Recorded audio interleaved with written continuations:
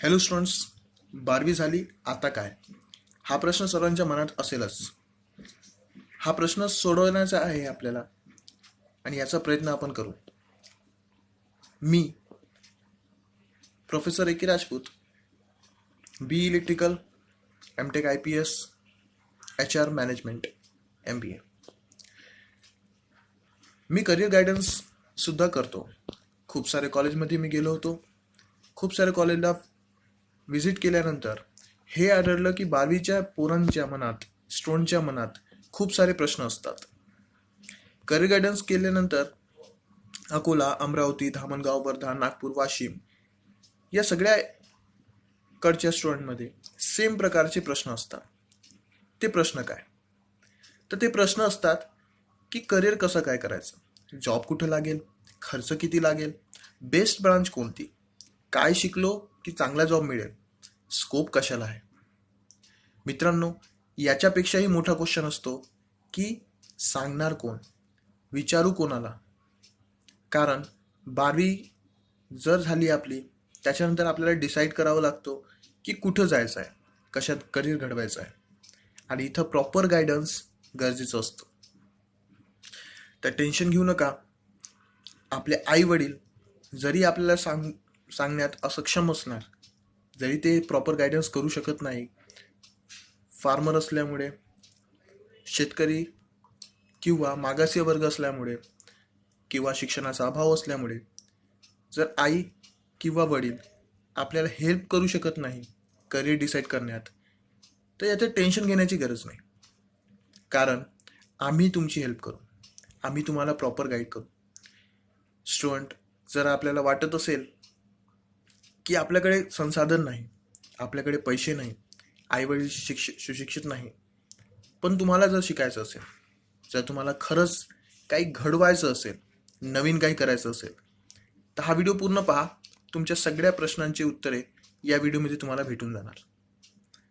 मित्रांनो, 12वी झाल्यानंतर आपल्याला एक चान्स भेटतो की करिअर घडवा आणि काही नवीन करून दाखवा. दुसऱ्यांनी केलं म्हणून आपण करायचं असं करू नका. कारण जिथे तुमची इच्छा असते तिथे तुम्ही ते चांगल्या गोष्टी चांगल्या प्रकारे करू शकता. आता 12वी नंतर आपल्याकडे पर्याय काय असतात आणि आपण निवडायचं कसं की आपल्याला करायचं काय. तर पहिले तर डिसाईड करून घ्या की आपली इच्छा कशात आहे. मेडिकलमध्ये जाण्याची आहे, फार्मसी करायची आहे, इंजिनिअरिंग करायची आहे, डिप्लोमा करायची आहे, BSc करायची. पण काही प्रश्न असे असतात की जरी मी मेडिकलला जाऊ इच्छितो पण माझ्याकडे तेवढे पैसे नाही, जरी मी इंजिनिअरिंग करायला जातो तर का जॉब लागणार का. कारण खूप सारे लोक म्हणतात की इंजिनिअरिंगला तेवढे जॉब नाही. पण डिप्लोमा आणि BScचं पण सेम केस असू शकते. खूप सारे स्टुडंट असतात ज्यांच्या मनात प्रश्न असतात, खूप सारे प्रश्न असतात, पण ते प्रश्नाला बाद करा, सोडा त्या प्रश्नांना. आता फक्त स्वतःला विचारा की आपण कुठं जायचं, कशात करिअर घडवायचं. ज्यामध्ये सुद्धा तुम्हाला करिअर घडवायचं असेल त्या ब्रांचला सिलेक्ट करा. ठीक आहे, कोणतंही असू शकते, मेडिकल, फार्मसी, डिप्लोमा, ITI, काहीही असू शकते. आणि स्वतःला विचारा, जर तुम्ही मेडिकलला जात असाल किंवा फार्मसीला जात असाल तर स्वतःला विचारा, इंजिनिअरिंगला, डिप्लोमाला, ITIला तर स्वतःला हे काही प्रश्न तुम्ही विचारा. ते प्रश्न कोणते? आपल्या कास्टची जागा किती. कारण आपण किती हुशार असो किंवा काही असो, आपल्याला सीट मिळाली पाहिजे. शिकण्यासाठी कॉलेजमध्ये सीट मिळाली पाहिजे, ज्याला नंबर लागणं सुद्धा म्हणतात, तर नंबर लागलं पाहिजे. दुसरं, ज्या ब्रांचला आपण शोधत आहोत किंवा जाण्याची इच्छा आहे त्या ब्रांचला जॉब आहे का आणि जॉब भेटेल का. आता जॉब भेटेल का यासाठी तुम्ही हा विचार करू नका की आताच जॉब आहे का. कारण तुम्ही आज ॲडमिशन घेणार तर 4 वर्षानंतर किंवा 5 वर्षानंतर पास होणार, तर तेव्हा जॉब लागणार का. खूप साऱ्या पोरांची चुकी इथंच होते की ते आत्ता ज्याच्यात ट्रेंड आहे त्याच्यात ॲडमिशन घेतात, 4 वर्षानंतर त्याच्यात ट्रेंड राहत नाही आणि त्यांना जॉब मिळत नाही. ठीक आहे, तर स्वतःला विचारा की 4 वर्षानंतर जॉब राहील का. ठीक आहे, मग विचारपूस करा, तपासणी करा, कॉलेजच्या साईटला व्हिजिट करा आणि हॉस्टेल फीस, मेस आणि कॉलेजची फीस किती.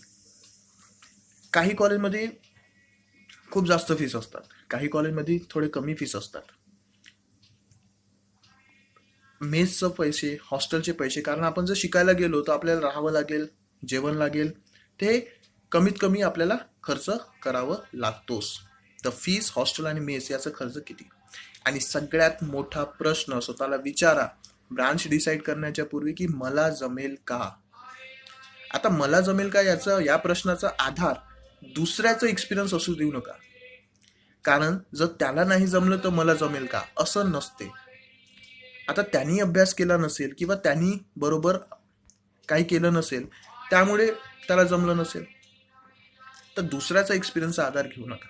स्वतःला विचारा, जर इच्छा असेल, इंटरेस्ट असेल, किंवा तुम्हाला वाटत असेल की नाही हे मला जमू शकते, मी करायला पाहिजे, पण काही मित्र म्हणाले की नाही आपण हे करू म्हणून आपण करत आहोत, तर ते आपल्याला जमणार का हे स्वतःला विचारा.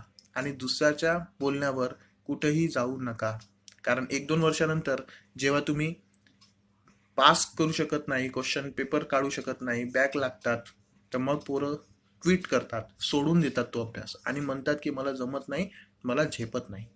हा प्रश्न स्वतःला आताच विचारून घ्या, जेणेकरून तुमचे 2-3 वर्ष वाचून जाणार. ठीक आहे, समोर जाऊया. पहिला प्रश्न आपला होता की मला सीट मिळेल का, माझ्या कास्टची जागा किती. तर स्टुडंट, पहिले तर पाहून घ्या की आपण medical, pharmacy, diploma, ITI, engineering, BSc जिथं जात आहोत तिथं सीट्स किती आहे, पूर्ण महाराष्ट्रात किती सीट. तर माझ्या रिसर्चप्रमाणे 18,000 सीट्स फर्स्ट इयरला असते मेडिकल कॉलेजला, फार्मसीला असते 64,800 सीट्स, इंजिनिअरिंगला असते त्याचे 10 पट जास्त. इंजिनिअरिंग, ITI, डिप्लोमा सगळे मिळून इंजिनिअरिंगचे जे टेक्निकल फील्ड असतात त्याला जास्त सीट असतात. म्हणजे समजा की मेडिकल, फार्मसीच्या डबल सीट्स असतात फार्मसीच्या, फार्मसीच्या 100 टाइम्स जास्त सीट्स असतात मेडिकल, ITI, डिप्लोमा या सगळ्या ट्रेडच्या. ठीक आहे, तर सगळ्यांना ओव्हरऑल टेक्निकल कोर्सेसला जर जोडलं, medical, ITI, diploma, engineering, ITI, diploma आणि बाकी कोर्सेस, तर एवढी सीट्स होतात. आता कास्ट वाईज जरी आपण कोणत्याही कास्टमध्ये असो, आपल्याला काही गोष्टीची अडचणी असतात. जसं जर मी SC, ST, NT, OBC, SBC कशाही कास्टमध्ये असेल, तर माझं नंबर, सीट जे असतात ते रिझर्वेशनमुळे मी ज्या कास्टमध्ये फॉर्म भरणार त्याच कास्टच्या कोट्यामध्ये लागणार. जरी 100 सीट असल्या तरी मला 17 सीटच भेटणार, 15 सीटच भेटणार जर मी SC कॅटेगरी आहे. म्हणजे मला फक्त 15 सीट भेटू शकतात जर मी माझ्या कॅटेगरीमध्ये ॲडमिशन घेतली तर. आता कॅटेगरीमध्ये ॲडमिशन घेतली तर 15 सीट्स काऊन, कारण आपलं आरक्षण 15 सीटचं आहे. जर आपण SC कॅन्डिडेट, ST कॅन्डिडेट आहे तर 100 सीट असणार, तर आपण 7.5 सीटपर्यंतच जाऊ शकतो. EWS असेल तर 10 सीट आपल्यासाठी आहे, OBC असेल तर 27 सीट आहे. बाकी 40.5 सीट जे असतात ते ओपन कॅटेगरीसाठी असतात. आता ओपन कॅटेगरीसाठी अनरिझर्व असतात, म्हणजे आपण ओपन कॅटेगरीमध्ये सुद्धा फॉर्म भरू शकतो, मेरिट लिस्ट वाईज आपला नंबर तिथेही लागू शकते. पण प्रॉब्लेम तिथे सुद्धा येतो की आपण तेवढी फीस भरू शकणार का, कारण जर आपण ओपनमध्ये फॉर्म भरला तर ओपन कॅटेगरीची फीस भरावं लागेल, कन्सेशन भेटणार नाही. ठीक आहे, तर या सगळ्या गोष्टीचा विचार करायचा. जर आपण रिझर्वेशनमध्ये फीस भरण्याचा प्रयत्न केला, म्हणजे फॉर्म भरण्याचा प्रयत्न केला, तर आपल्याला आणखी काही गोष्टी लक्षात ठेवावं लागेल. जसं वुमन कॅटेगरीचा कोटा असतो, म्हणजे 15 पैकी 5 सीट पोरींसाठी रिझर्व असतात. जरी तुम्ही SC कॅन्डिडेट आहात, त्याच्यात 15 सीट्स आहे 100 पैकी, तर 5 सीट पोरींसाठी असणार, म्हणजे 33% आरक्षण तिथं पोरींना असते. ठीक आहे, तशाच प्रकारे आणखी काही असतात, जसे OMS असतात, मायनॉरिटी असतात, SBC असतात, NT कास्ट असते, ते खूप सारी गोष्टी त्याच्यात असतात. म्हणजे आपल्याला सीट्स खूप कमी असतात, आणि जिथं जास्त सीट्स कमी असेल, जसं मेडिकलला खूप कमी सीट्स आहे, तर तिथं या रिझर्वेशन आणि कॅटेगरीमुळे आपली सीट आणखी कमी होऊन जाते. आता मी तुम्हाला एक एक्झाम्पल देतो. मान्य करा की आपण SC कॅन्डिडेट आहात, 18,000 सीट्स आहे फर्स्ट इयरसाठी, म्हणजे या वर्षी ॲडमिशन घेण्यासाठी 18,000 सीट्स आहे. रिझर्वेशन SC कॅटेगरीसाठी 15% आहे. 18,000चा 15% काढलं तर 2700 सीट आणि 60 कॉलेज होते. तर 60 कॉलेजमध्ये एका कॉलेजमध्ये 45 सीट्स 45 सीट्स 6 ब्रांच किंवा 5 ब्रांच किंवा 9 ब्रांचची जरी आपण कन्सिडर केले, 5 ब्रांच कन्सिडर केले तर 9 सीट्स, 7 ब्रांच कन्सिडर केले तर 6.5 सीट. एवढे सीट्स फक्त एका कॅटेगरीसाठी आहे, SC कॅटेगरीसाठी आहे. आता याच्यातलेही 33% मुलींना भेटणार. तर जरी 9 सीट असले तर 9 पैकी 3 सीट पोरींना आणि 6 सीट पोरांना भेटेल. दुसरं, याच्या मागे कॉम्पिटिशन किती, तर 3.5 लाख स्टुडंट यावर्षी कॅटेगरीसाठी म्हणजे SC कॅटेगरीसाठी फॉर्म भरतात. तर विचार करा कॉम्पिटिशन किती आहे, एका सीट मागे किती सारे स्टुडंट कॉम्पिटिट करत आहे.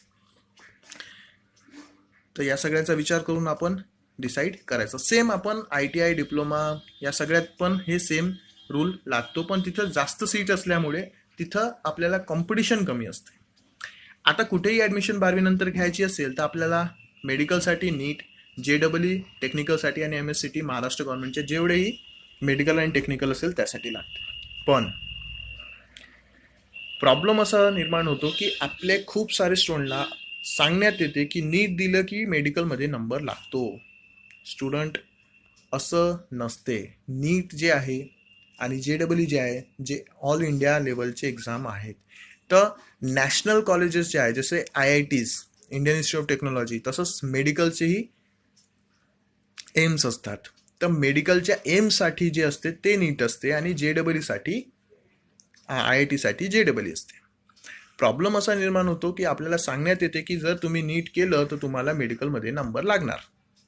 आता मेडिकलमध्ये नंबर लागणार म्हणजे काय, आता तुम्हाला महाराष्ट्र गव्हर्नमेंटच्या मेडिकल कॉलेजमध्ये नंबर लागणार का, हो लागणार. पण नीटच्या स्टुडंटचा कोटा असतो, म्हणजे 100 पैकी 20 सीट नीटच्या स्टुडंटला भेटणार.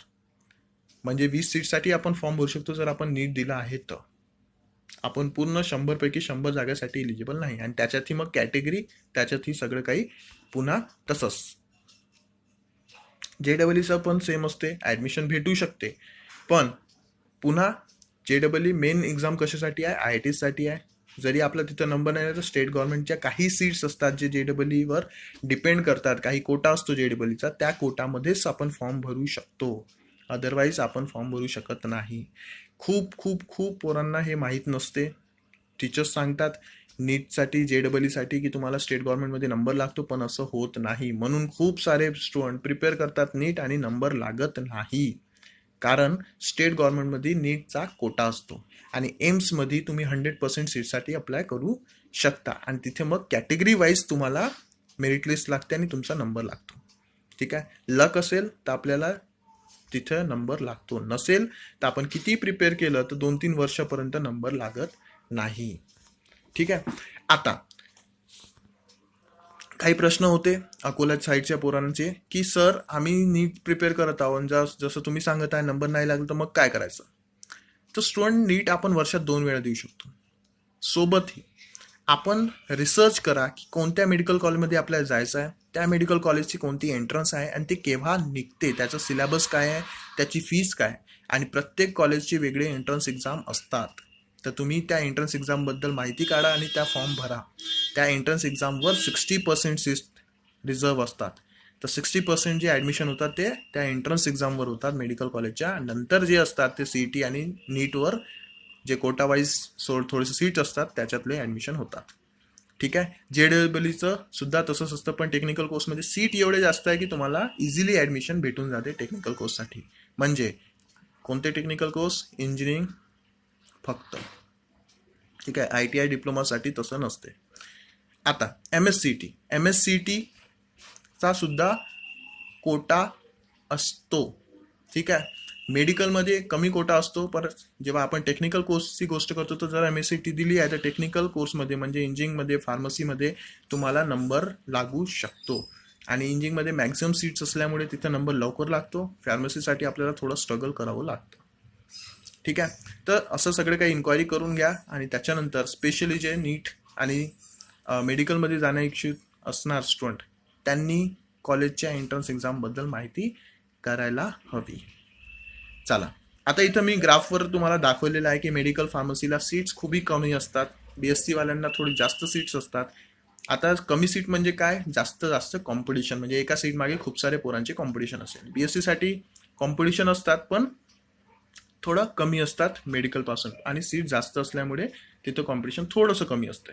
आणि इंजिनिअरिंग डिप्लोमा ITIला कॉम्पिटिशन सगळ्यात कमी, लवकर सीट भेटते, नंबर लवकर लागतो, आणि तिथे तुम्हाला कॉम्पिटिशन खूप कमी असते.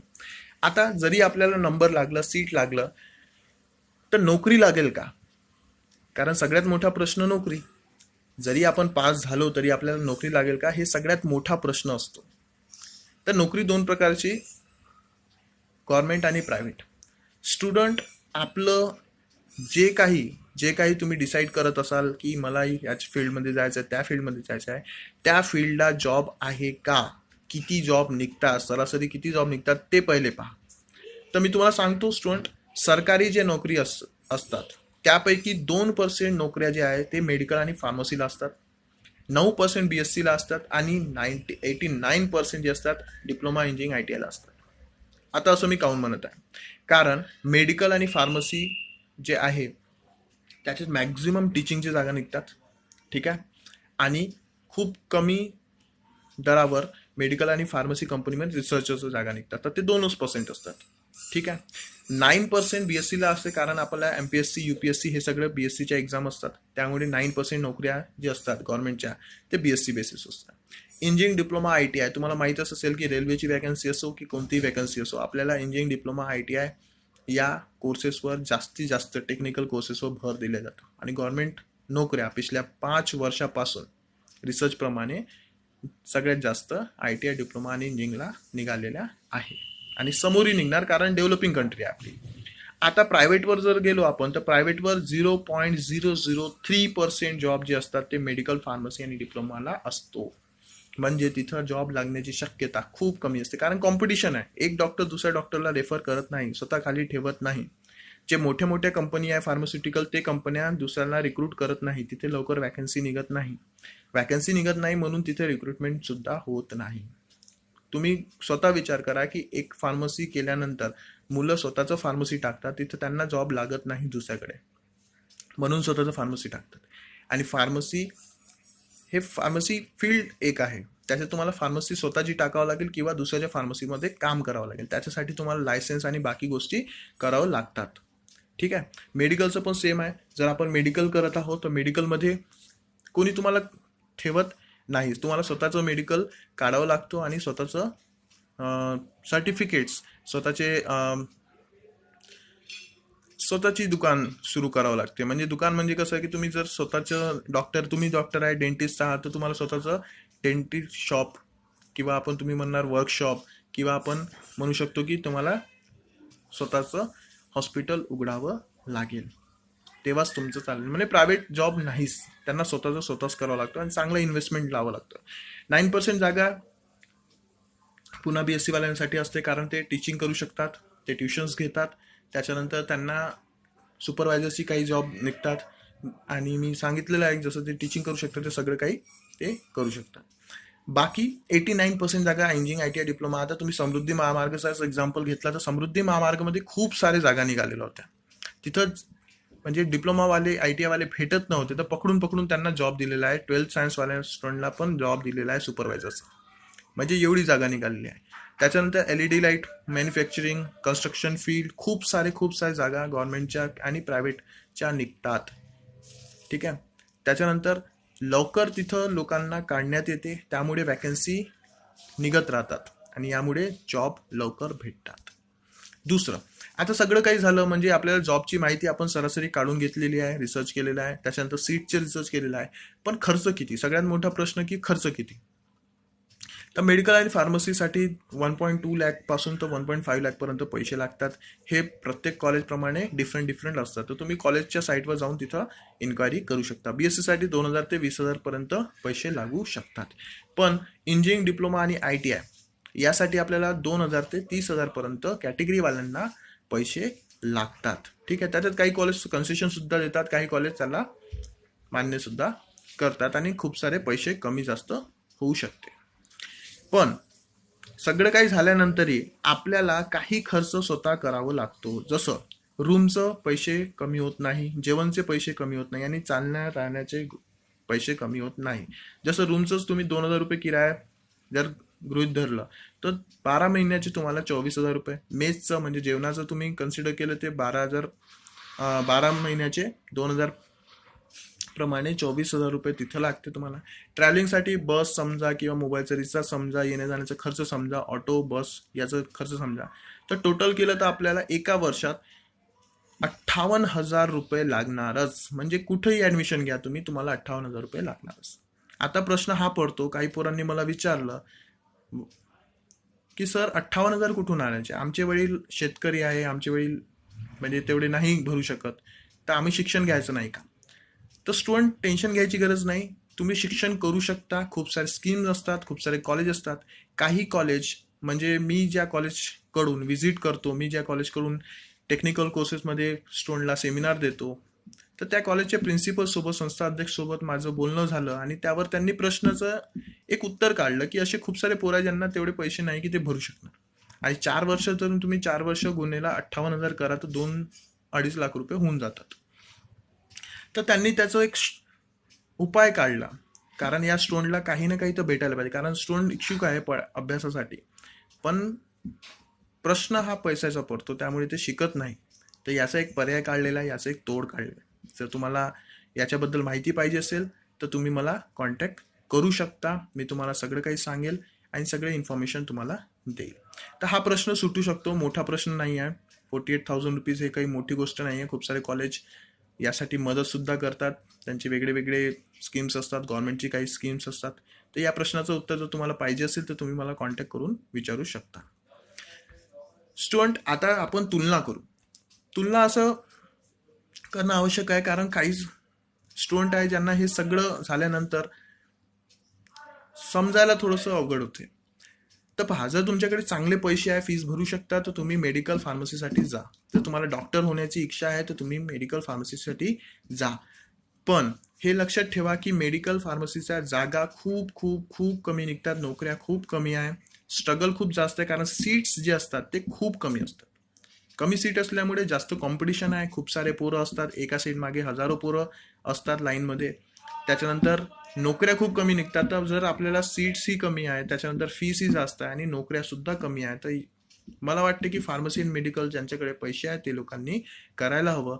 ज्यांना लवकर जॉब पाहिजे, ज्यांच्या परिस्थिती चांगली नाही आहे, घरी फार्मर फॅमिलीवरून आहे, मिडल क्लास फॅमिलीवरून आहे, तर त्यांनी याकडे तेवढं लक्ष देऊ नका. कारण हे सगळं म्हणजे गव्हर्नमेंटमध्ये जर नंबर लागला फार्मसी म्हणजे मेडिकल आणि फार्मसी कॉलेजला तर चांगलं, पण प्रायव्हेटमध्ये नंबर लागला तर एवढे पैसे भरणं थोडंसं अवघड होऊ शकते आणि त्याच्यानंतरही आपल्याला नोकरी भेटणार नाही याची चान्सेस खूप कमी असतात. BSc, इंजिनिअरिंग, ITI, डिप्लोमा यांच्यासाठी खूप खूप खूप सीट्स आहे, त्यामुळे कॉम्पिटिशन कमी आहे, लवकर नंबर लागू शकतो. फीस सुद्धा तेवढी जास्त नाही, फार्मसीच्या 10 पट कमी फीस, मेडिकलच्या 10 पट किंवा सांगा की 5 पट कमी फीस त्यांना आहे. पण जर BSc केली तर जागा खूप कमी निघतात. प्रायव्हेट आणि गव्हर्नमेंटच्या जागा 5 वर्षाच्या सरासरीप्रमाणे प्रतिवर्ष 7,000-8,000 सीट्स निघतात. तर तिथे जॉब लागण्याची चान्सेस कमी आहे. फीस जरी कमी असेल, कॉम्पिटिशन जरी कमी असेल, तरी आपल्याला BSc केल्यानंतर जॉब लागण्याचे चान्सेस खूप खूप कमी असतात. मग तेच आपल्याला टीचिंग किंवा ट्युशन घ्यावं लागते आणि गव्हर्नमेंट प्रिपरेशनवरच आपण अवलंबून असतो. ITI, डिप्लोमा, इंजिनिअरिंग जर केलं तर त्याच्या सीट्स खूप जास्त, फीस खूप कमी आणि नोकऱ्या सगळ्यात जास्त, म्हणजे लवकरात लवकर नंबर लागणार इंजिनिअरिंग, डिप्लोमा, ITIला. फीस कमी आहे त्यामुळे तुम्ही करू शकता आणि त्याच्यानंतर नोकऱ्या जे आहे ते सगळ्यात जास्त जे आहे ते इंजिनिअरिंग, ITI, डिप्लोमाला असतात. कारण हे टेक्निकल कोर्स आहे, नाही काही केलं तर स्वतःची तुम्ही दुकान उघडू शकता, टीचिंग करू शकता. इंजिनिअरिंग केल्यानंतर तुम्ही टीचिंग करू शकता, तुम्ही ITIला टीचिंग करू शकता, डिप्लोमाला टीचिंग करू शकता, तुम्ही गव्हर्नमेंट फॉर्म भरू शकता, तुम्ही खूप सारे प्रायव्हेट सेक्टरमध्ये जाऊ शकता. तर असे खूप सारे जागा निघत राहतात. ठीक आहे, तर तुमच्या प्रश्नाची उत्तरं मी देऊन देतो, एका सरासरी सांगून देतो की मेडिकल फार्मसी त्यांनी करावं ज्यांच्याकडे खूप चांगले पैसे आहेत, जे थांबू शकतात, नोकऱ्यासाठी, म्हणजे 1-2 वर्ष त्यांना नोकरी नाही लागली तरी चालेल, अशा लोकांनी फार्मसी निवडायचं, मेडिकल निवडायचं, ज्यांच्याकडे पैसे आणि ते नोकरीसाठी थांबू शकतात. BSc त्यांनी करावं ज्यांच्याकडे पैसे कमी आहे, ज्यांना गव्हर्नमेंट प्रिपरेशन करायचं आहे, त्यांच्यासाठी BSc बेस्ट पर्याय आहे. आणि ज्यांना आत्ताच्या आत्ता नोकरी पाहिजे, 6-7 महिन्यात, 1 वर्षात नोकरी पाहिजे, चांगली नोकरी पाहिजे, कमी कॉम्पिटिशनमध्ये नंबर लागला पाहिजे आणि कमी खर्चात शिक्षण व्हायला पाहिजे, म्हणजे मिडल क्लास फॅमिली, फार्मर्सच्या फॅमिली आणि कमी सुशिक्षित असलेल्या फॅमिलीचे स्टुडंटनी, मॅक्झिमम स्टुडंटनी इंजिनिअरिंग ITI डिप्लोमा करायला पाहिजे, कारण इथं फीस कमी आहे, कॉम्पिटिशन कमी आहे आणि जॉब लागण्याचे चान्सेस जास्त आहे. ठीक आहे. बाकी तुमच्या ज्या मर्जी असतात, तुमच्या ज्या इच्छा असतात, तुम्ही त्याला फॉलो करा. तुम्हाला जर वाटत असेल की नाही मला चांगला डॉक्टर बनायचं, तुम्ही डॉक्टर होऊ शकता. दृढ संकल्प असलं तर तुम्ही काही करू शकता. पैसे कधीही अडचणी क्रिएट करू शकत नाही. पैसे नसेल तरी एका फार्मरचा मुलगा चांगला डॉक्टर होऊ शकतो. तर जरी तुम्ही फार्मरचे मुलं असाल किंवा तुमच्याकडे तेवढे पैसे नसेल तर तुम्ही फार्मसी आणि मेडिकलसाठी पण जाऊ शकता. खूप सारे गव्हर्नमेंट स्कीम्स आहे, ते करून तुम्ही तिथंही जाऊ शकता, तिथेही तुमचा नंबर लागू शकतो. फक्त नोकऱ्याचं जे प्रॉब्लेम आहे ते थोडंसं तुम्हाला फेस करावं लागेल, बाकी काहीच नाही. ठीक आहे स्टुडंट्स. आता आपण जर CETचं एक्झामचं प्रिपरेशन करत असाल तर स्टुडंट तुम्हाला प्रॅक्टिस पेपर आम्ही प्रोव्हाइड करू शकतो, अरेंज करू शकतो. याचे काही पैसे लागणार नाही. Free of cost online practice तुम्ही घरी बसून करू शकता की कसे पेपर असू शकतात आपले CETचे. हे पेपर लास्ट काही वर्षाचे पेपर जे आहेत ते आलेले होते, त्याच्यातले इम्पॉर्टंट क्वेश्चन घेऊन बनवलेले आहे. म्हणजे तुम्ही जर हा पेपर सॉल्व केलं किंवा याची प्रॅक्टिस केली तर तुम्हाला खूप जास्त फायदा होईल. ठीक आहे. आणि असेच पेपर तुम्हाला CETमध्ये येणार. CETसाठी जे नोटिफिकेशन आहे ते आम्ही तुम्हाला सांगूच. जर तुम्हाला हे पेपर सॉल्व करायचे असेल त्या नंबरवर कॉन्टॅक्ट करा. माझा नंबर मी खाली दिलेला आहे. तर धन्यवाद स्टुडंट.